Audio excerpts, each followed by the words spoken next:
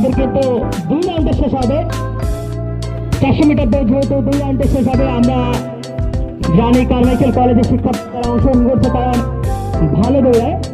আমরা সকলকে সুশৃঙ্খলভাবে দৌড়ানো দেখতে পাচ্ছি, অনেক প্রতিযোগী কিন্তু। প্রথম রাউন্ড শেষের দিকে, প্রথম রাউন্ড শেষ করে দ্বিতীয় রাউন্ডে আমরা নির্বাচিত করব প্রথম, দ্বিতীয়, তৃতীয়। এরপর পরেই উচ্চ রাউন্ড অনুষ্ঠিত হবে। আমরা যারা প্রথম, দ্বিতীয় এবং তৃতীয় নির্ধারণ করব, বিভাগ শেষে আমরা প্রথম, দ্বিতীয় এবং তৃতীয় নির্ধারণ করব। খেলা চলছে ছেলেদের 400 মিটার দৌড়,